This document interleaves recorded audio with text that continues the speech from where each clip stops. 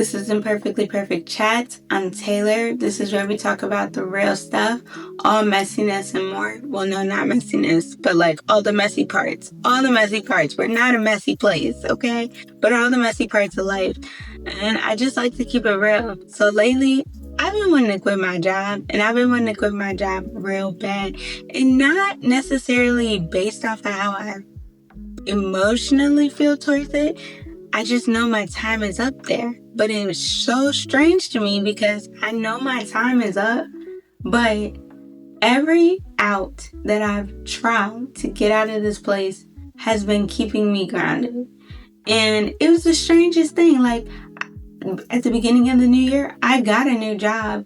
The funding issues happened as far as with, certain somebody being in office. And now the job's basically on hold, basically. I've had other opportunities come to me. Not me searching for opportunities, but opportunities come to me. And then the door slammed right in my face. And I couldn't help but be like, God, like, why are you doing this to me? Why? And in a state of almost blaming God.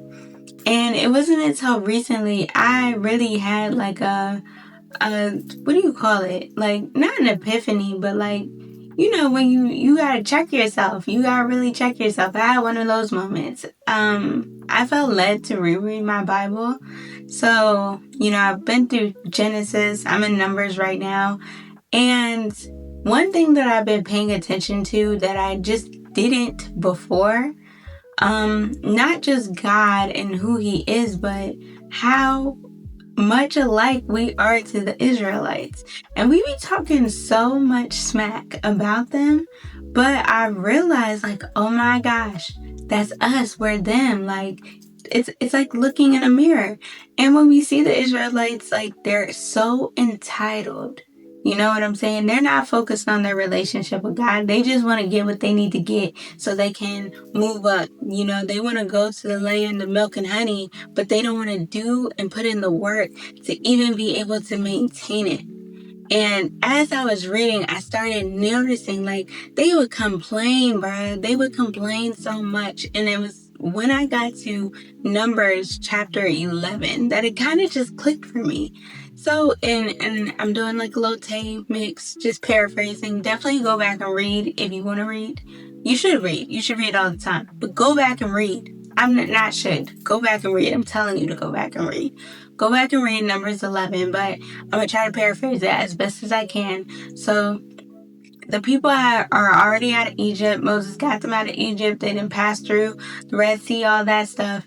And God is honestly taking them through a purification process. Like, it goes through Leviticus, and you kind of see all these rules that he's establishing and all these things about cleansing and purification and all that stuff. So you see this happening, and it's almost as if he's purifying them before taking them into this land. He's one, establishing himself as God, and then two, he's basically, these people were in Egypt for about 400 years, living like Egyptians.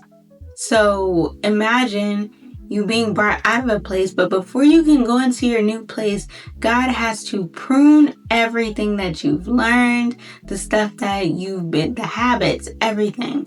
Because you can't take those same habits to where you're going. That's a whole different topic. But essentially, that's what's going on. And he's establishing who he is in their lives. He wants them to know he is their God and he's there for them, right?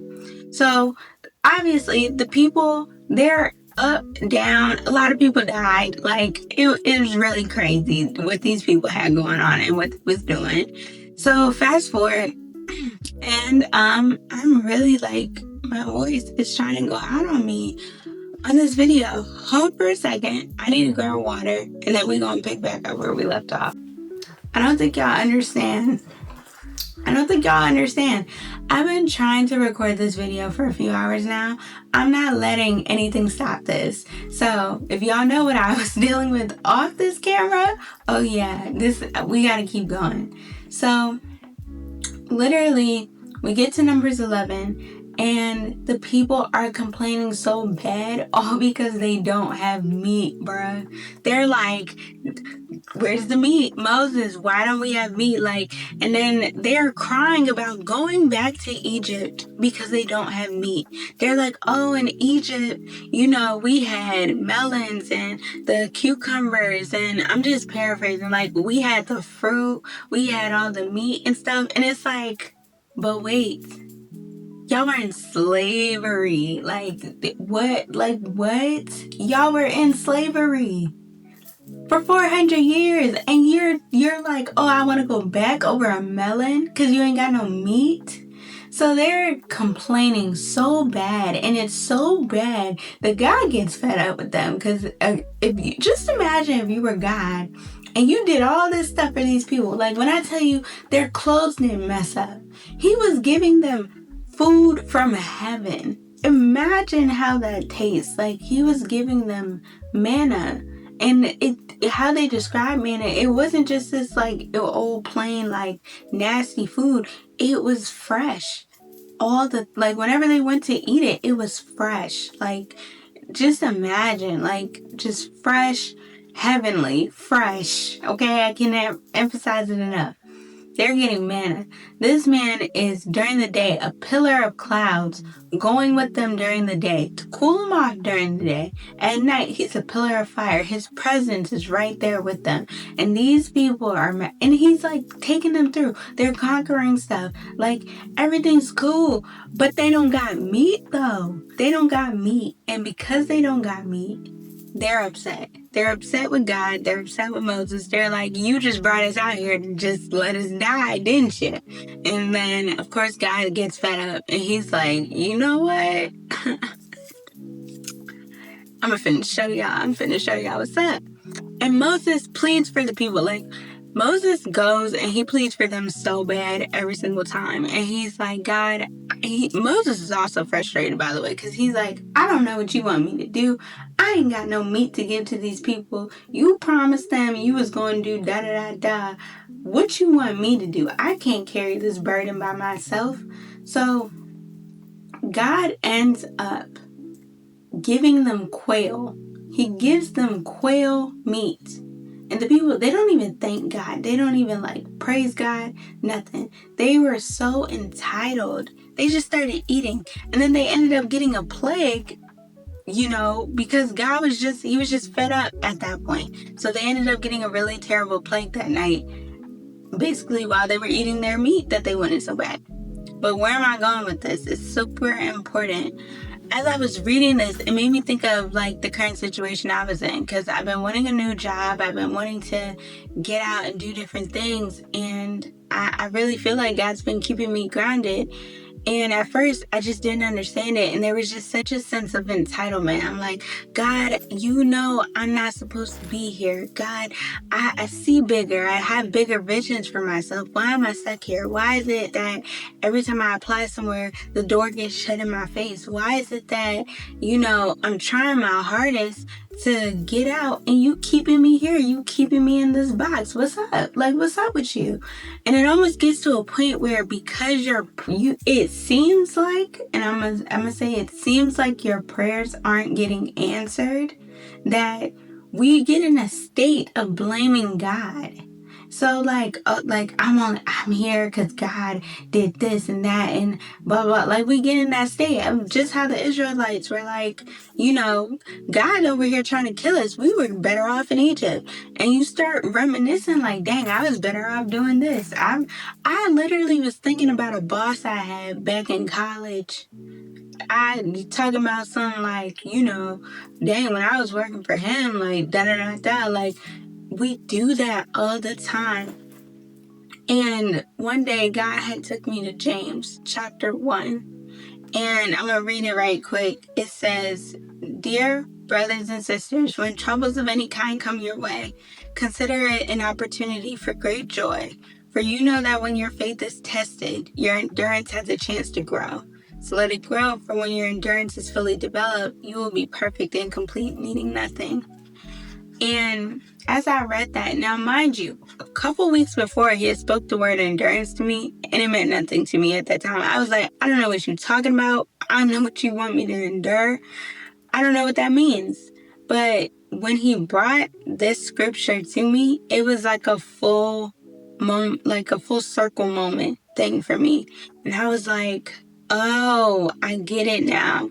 Whenever you're in a situation, and I'm not speaking like on if you're like in an abusive situation that you need to get out of that. I'm not speaking on that. Like if you're in a abusive situation or a situation that's like life or death, God does not want you to endure that. You need to like go. If it's not concerning your faith, you need to get out of there. That's not what I'm saying. But in these situations where God is truly keeping you, one, you have to take the entitlement out. Who is you to tell God what you deserve? First of all, we don't deserve nothing. All right? Straight up, we don't deserve nothing. But he gives it to us because he loves us that much. So we got to get the entitlement out. And then two, during this time, he's truly pruning us. He's pruning us. He's molding us so that when we get to the next level of what it is that he has for us, we're not going to take the same habits to the next thing. Or sometimes, in some cases, he pushes you into purpose. He pushes you into these spaces so you can start operating and surrendering to him more. So when I began to look at it like that, and I even took a step back, I'm like, God, I haven't needed to buy any work clothes. My work clothes are not worn out. You know, I have money. I get my gas, groceries. I'm good. I might not be where I want to be just yet. Just like the Israelites, they wanted to be in the land that God was talking about, but they didn't realize the work that they had to put in so that they could maintain it when they got there. And had they just took whatever they had going on, sin and all, because then people was doing all kinds of stuff, sin and all, taking it over to that new land would have been just as corrupted as Egypt, as they were in Egypt. So whenever you're in this space, because I've been in this space for a while, and trust me, it's uncomfortable. It doesn't feel good. It doesn't feel good that you know, like in your mind, you're seeing the visions. God's showing you the visions of where you will be for a reason, but you're not there yet. And it's like, I'm doing everything, but it's like sometimes you have to just stop and take a step back. Be grateful for what it is that you have. Be grateful for what God's doing in your life. You might not be there yet, and it might be because you gotta shake some things off. You gotta shake some people off. You gotta get some pruning done. Drop some habits. I've had terrible habits, and that God has been highlighting this entire time. And I have to get rid of those habits. You literally have to allow him to step in and change your mindset so that you can be who you need to be. So when the time is ready, this time is not in vain. You know what I'm saying? Don't sit here and waste it away just because you don't have what you want yet. Look at what's in front of you and see the things that you can change. See the things that they always say, look at the stuff you can control. Whenever you're in a situation like that, look at the stuff that's in your hands and work with it. You know, if you were supposed to write a book or something and you trying to do something, sit there and take the time to write the book. God is giving you the space to do the things that he's calling you to do. Or if it's just to spend time with family and you got the extra time, spend the time. This is time that we don't get back.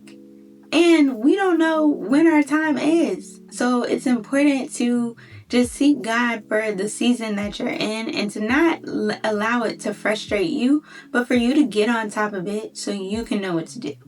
So this is Imperfectly Perfect Chats. Let me know how y'all feel. Comment and let's talk about it. Let's have a conversation because this is a community. This is what this is for. To encourage one another when we're going through stuff like this and to know like it trouble when they say like going to church like back when I was younger, you hear them say, oh, trouble don't last always, da da da, and you would hear it so much. It was like, man, I ain't trying to hear that, but guess what? Trouble don't last always, and it's so true. And if you're still listening, thank you for being here. This is Imperfectly Perfect. I'm glad to be back. I have to like repost like my older videos because I know people be like, I don't see nothing because I took them all down. I was just like, no. But also, if you don't know God, if you don't know Jesus as your personal savior, I definitely want to say Romans 10:8, which it just says if you confess that. Hold on. Actually, we gonna pull it up because I don't want to butcher nothing. Y'all not gonna say I messed nothing up. Where am I going? Romans. And this is why we be putting the alphabetical because I just don't be remembering. Yeah. Okay. So 10. We gonna go to 9.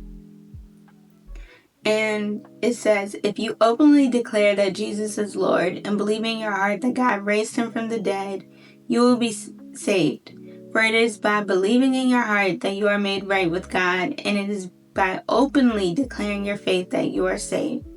So, if you read that, if you pulled it up and you read it with me, you know, we're rejoicing for you.